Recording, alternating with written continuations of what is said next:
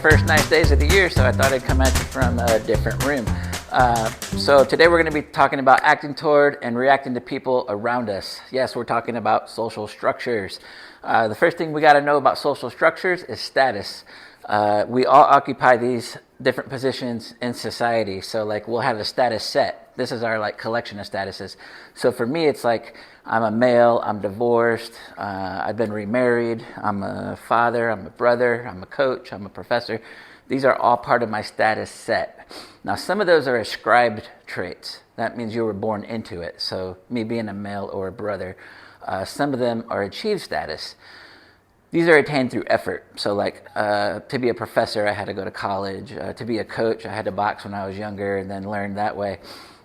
So these are the achieved ones. Now, we all have expectations of our statuses. These are called roles. So unlike status set, our role set are roles attached to a particular status. So a college student may be seen as a classmate, a library user, somebody who pays tuition. If you're a full-time college student and you have a full-time job and they're both expecting more of you, that can cause role conflict. So role strain is a little bit different.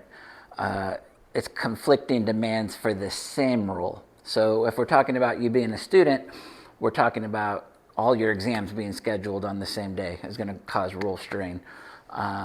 Or if somebody doesn't show up to work and you have to do all of your duties and all of their duties, that's going to cause role strain. Now, I don't want to just leave you with that. I want to give you what they refer to as coping mechanisms for these things. And this can be time management. This can be compromising with a coworker or a spouse or somebody you're in a relationship with.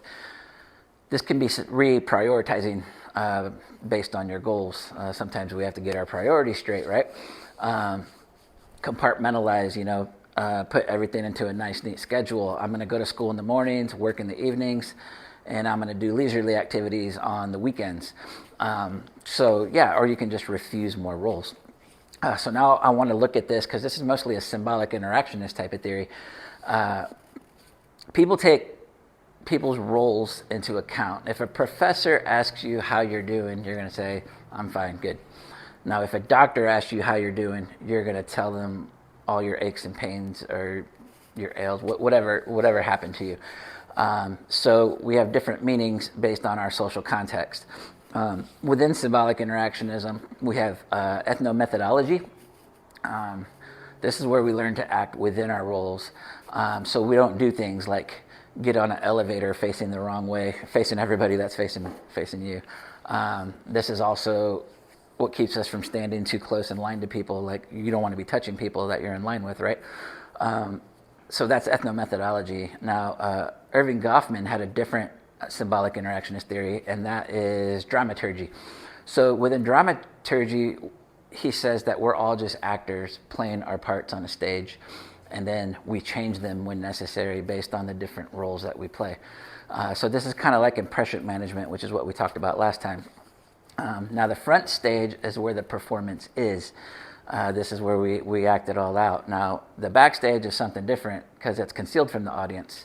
So an example of front stage is you might be a great student in class, always raise your hand, always have meaningful discussion, but then you're in the backstage when you go home, and maybe you don't want to do any of the reading or you don't want to do any of the writing that's involved, and like you skip out on a lot of that stuff. I don't see the backstage. I see what's in front of me. Now, social exchange theory is something a little bit different. We're looking at reciprocity in relationships. Roe is looking for something from someone. This is what other sociologists say. You may like to help people with projects, so maybe I want to be your friend because you help me with projects. But to reciprocate that, maybe I could give you free boxing lessons, because you're looking for something from me too, right?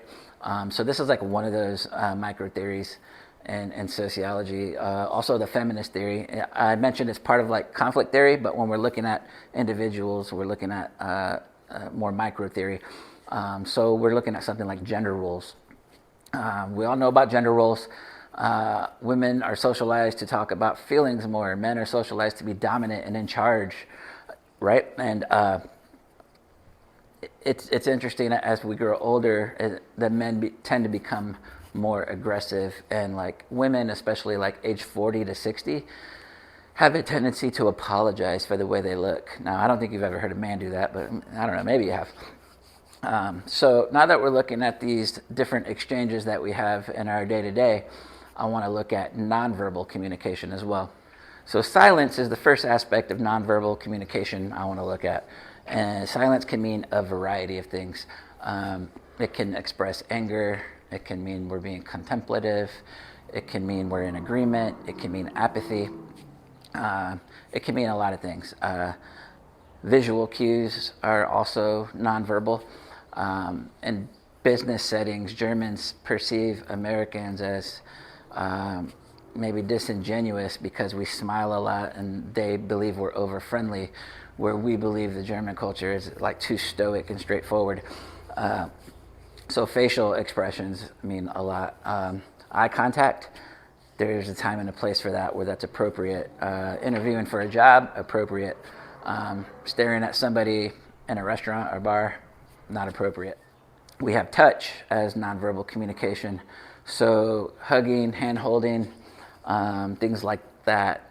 Some of this is gendered though, because like if you think about it, we have different roles that we can do.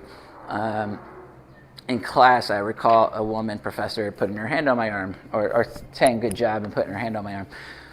Not a big deal. Now, as a professor and a man, I would probably have to be careful of doing that because a woman might think like I might cross some kind of boundary if that's allowed to happen. So yeah, there's gender roles within touching too. And also nonverbal, we just love our personal space. We like a nice circle around us at all times. We like our nice big houses. We like our own parking spots. Anything that's like considered our own space, like we're all about. Now, the last thing we got to talk about is online interaction. And this is where sociology is going to be changing in the coming years, because we're in the midst of a lot of study of that right now. 80% of men and women use the internet. Your average American, I couldn't believe this, spends 11 hours a day online. Internet makes people feel closer. It makes people feel more connected, maybe with family, maybe with old friends. Maybe sometimes we're too connected with people from our past. But online is also a way to make friends with people, as many of us have done. A lot of us have done online dating too. That's becoming a lot more commonplace these days.